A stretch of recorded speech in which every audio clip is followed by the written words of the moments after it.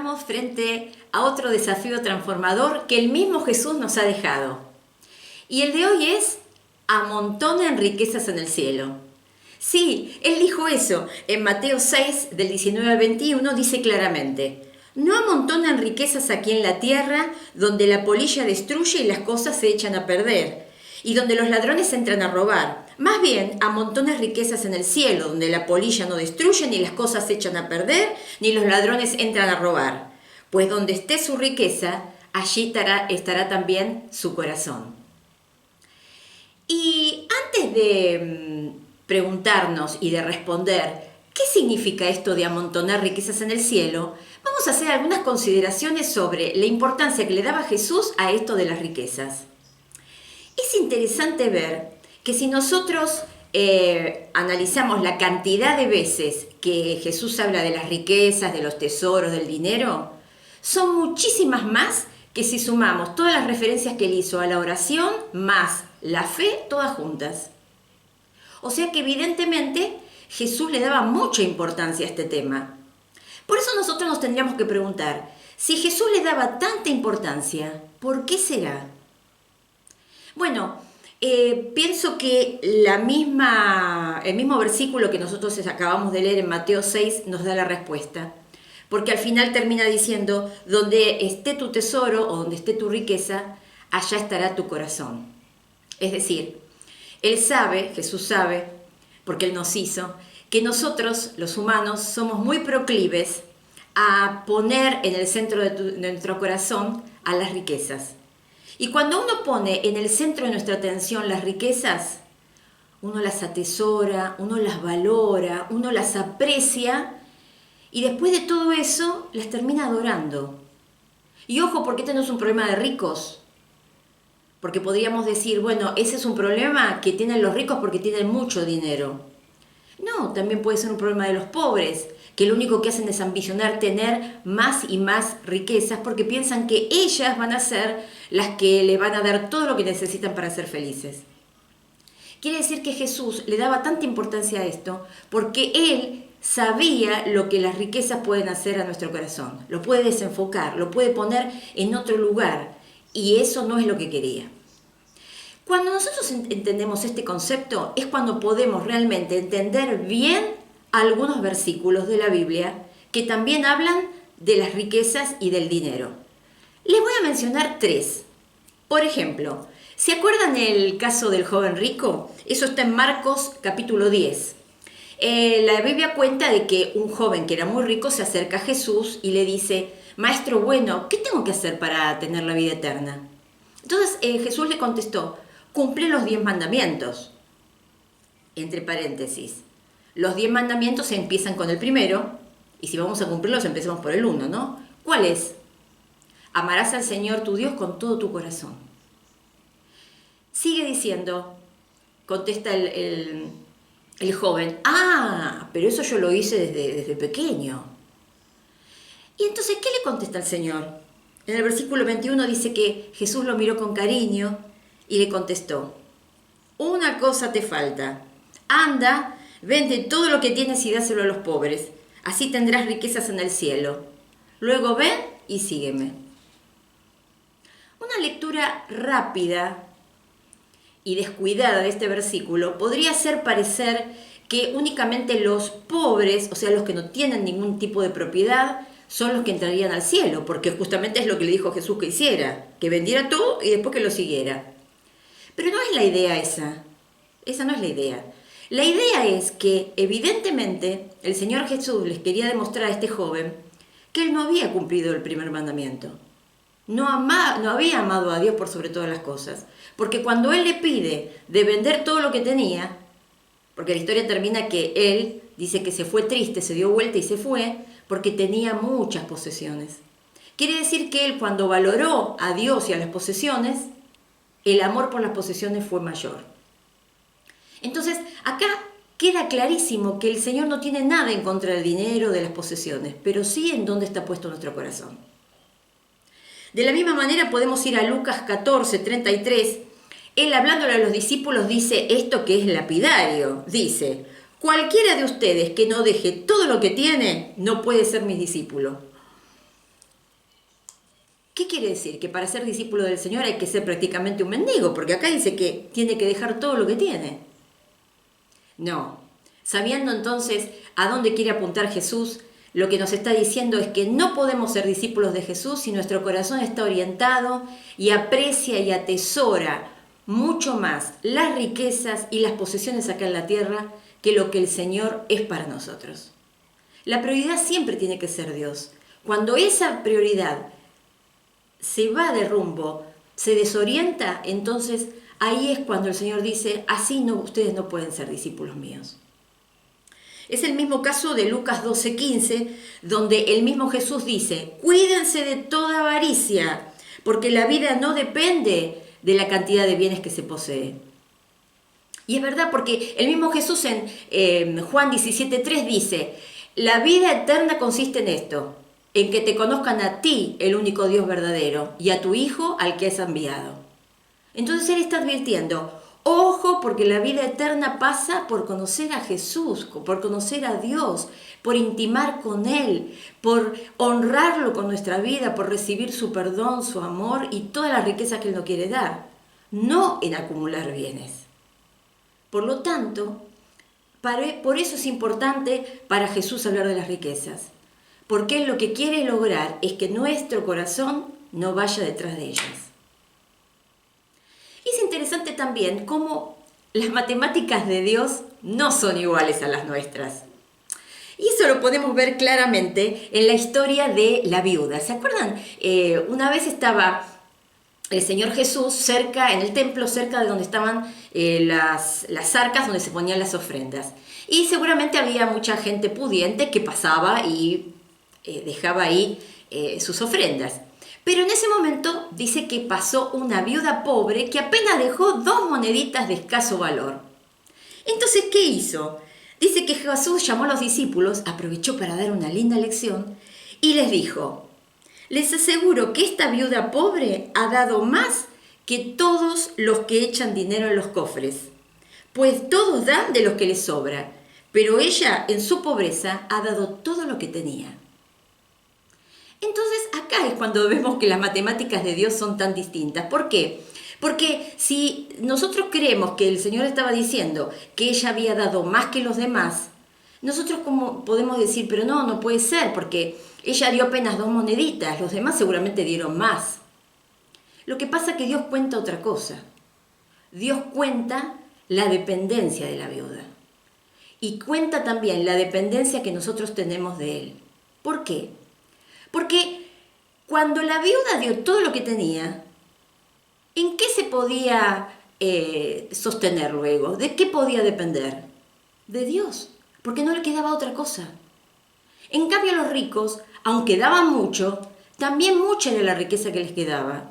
Entonces ellos no tenían ningún problema en que después de haber dado lo que dieron, seguían apoyándose en la fortuna que les quedaban, no en el Señor. Por eso Él la elogió tanto, por eso Jesús elogió a esa viuda y por eso se lo dejó de ejemplo a los discípulos, para que vieran cómo se tenía que vivir, en un estado de total dependencia de Dios. Por eso ustedes y nosotros nos podemos dar cuenta perfectamente que el estado de dependencia de Dios no pasa por si tenemos mucho o poco dinero, pasa por nuestro corazón. Pero es evidente que cómo manejamos el dinero muestra mucho de dónde está puesto nuestro corazón, dónde están puestas nuestras prioridades. Dicen muchos que viendo en qué una persona gasta, ven dónde están puestos sus prioridades. Ese sería un lindo ejercicio de hacer, agarrar nuestros gastos mensuales y ver a dónde está puesta la mayor parte del dinero. ¿Qué está mostrando que tanta plata está dirigida hacia ese lugar? ¿Está mostrando que tengo dependencia de Dios o que en realidad estoy atesorando, estoy apreciando y estoy valorando algo por sobre mi vida con Dios? Por otro lado, también es cierto que el Señor Jesús se refirió a que era imposible servir a 2 señores, porque se lo amará a uno y se lo odiará al otro, y por lo tanto no se podía servir a Dios y a las riquezas. Pero ¿cómo es esto de servir a las riquezas? Bueno, Cuando uno lo único que hace es estar pensando cómo lograr un poquito más, porque en realidad me quiero dar un gusto, porque en realidad quiero tener un mejor confort y entonces estamos siempre pensando en cómo maximizar esas riquezas, lo único que estamos haciendo es haciéndonos servidores de ellas. Y se produce ese vínculo de benefactor y servidor. ¿Por qué? Nosotros las servimos a ellas porque las queremos hacer, trabajamos y trabajamos y queremos hacer que ellas sean cada vez más grandes. Y las riquezas terminan siendo para nosotros nuestro benefactor, porque entendemos que la riqueza y todo lo que ellas compran son los que van a hacer que nuestra vida sea mejor, más confortable y en definitiva más feliz. Y justamente eso es lo que no quiere el Señor, porque Él quiere que nosotros dependamos de Él. Por eso, Él en Mateo 6 da un versículo que seguramente lo habrás escuchado, inclusive hasta capaz que lo sabes de memoria, pero tantas veces ha sido mal entendido. Y es el de Mateo 6:33, que dice: buscad primeramente el reino de Dios y su justicia, y todas las demás cosas serán añadidas.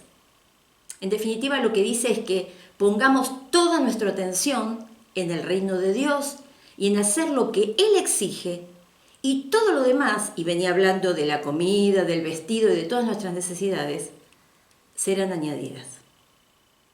Pero este versículo se malinterpreta porque en general se vive al revés. Es decir, nosotros buscamos siempre añadir confort, añadir satisfacción a nuestras necesidades, y por eso trabajamos y trabajamos y trabajamos. Y entonces nos encontramos con situaciones como, por ejemplo, bueno, yo no puedo servir en la iglesia porque tengo mucho trabajo. Mira, me surge trabajo justo en el momento que me tengo que congregar. Mira, estoy juntando para comprarme una nueva casa, más grande, más amplia. Lo hago por mi familia, pero la cuestión es que entonces no puedo ofrendar. Y así tenemos innumerable cantidad de excusas que hacen que la prioridad no esté puesta en Dios, sino en juntar lo que supuestamente yo necesito. Y entonces, si me sobra tiempo, si hay algo, un resabio de algo, aunque esté cansada después de gastar todas mis energías en la búsqueda de esas riquezas y de ese poquito más que es así, ese poquito, esas pocas horas que trabaje más seguramente me van a hacer feliz, si queda tiempo, entonces voy a hacer lo que Dios está exigiendo de mí. Pero ese versículo está diciendo todo lo contrario.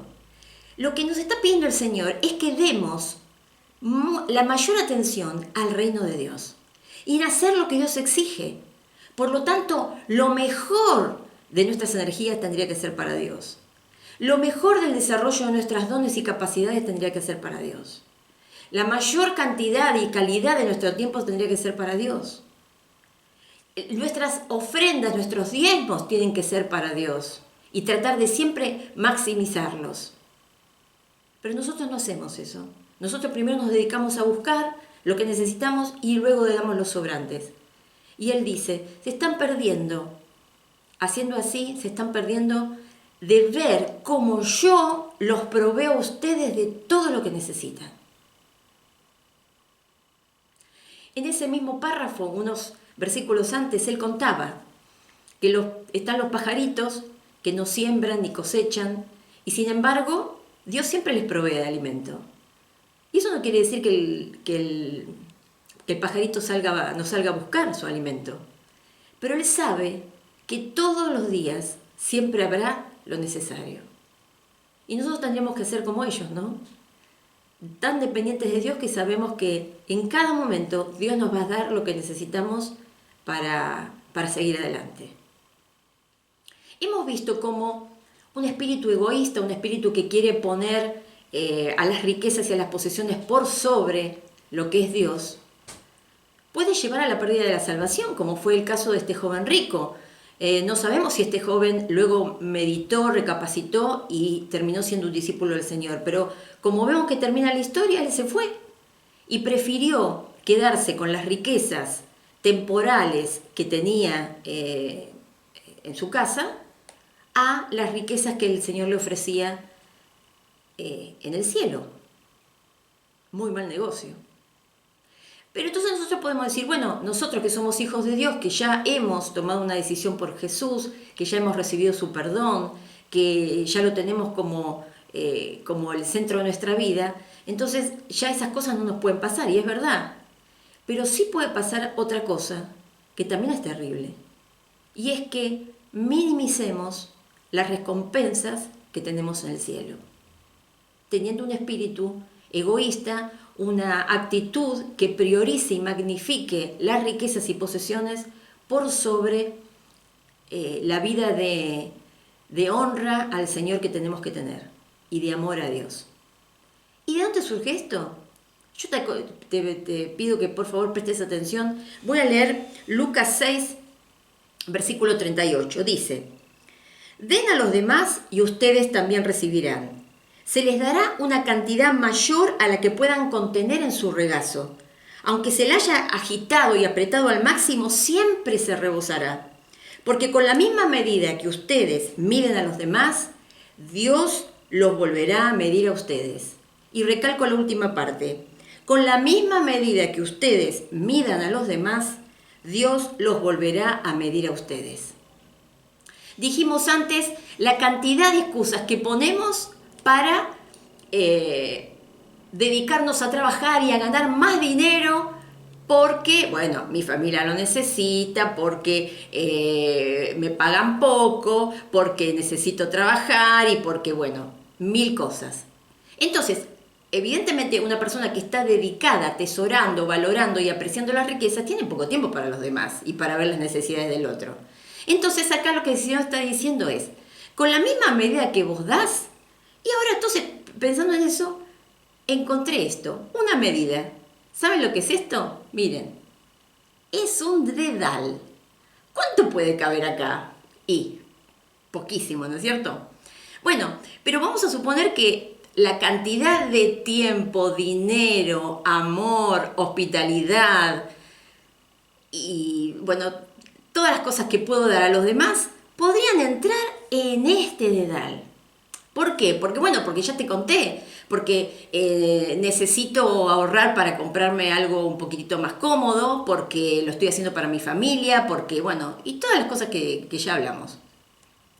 Entonces, en este versículo el Señor está diciendo algo parecido a esto.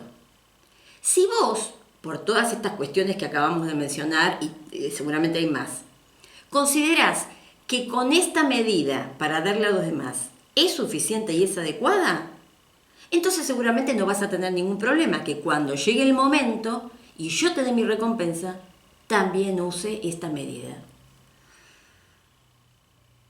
Terrible, ¿no? Pero la cuestión es que muchas veces no nos damos cuenta que de la misma manera con que damos, vamos a recibir. Y no estamos haciendo una buena decisión. Porque estamos cambiando las riquezas que podemos acumular en este mundo, que son temporales y que son mínimas comparadas a las que Dios nos va a dar, con todas las riquezas que van a ser eternas y que el mismo Señor dice que nos quiere dar de una manera completa, generosa, rebosante. Entonces, ¿no tendríamos que ponernos a meditar qué tratamiento le estamos dando a las riquezas? Y vuelvo a repetirte, no hace falta que vos seas rico para que te pongas a pensar en estas cosas, sino pensá en lo que tenés, en lo que el Señor te ha dado, sea mucho, sea poco, cómo lo estás usando para su gloria, cómo lo estás usando para beneficio de otros, cómo lo estás usando para que se extienda el reino de Dios y para que otros a través de tu generosidad y de mi generosidad puedan conocer a Jesús.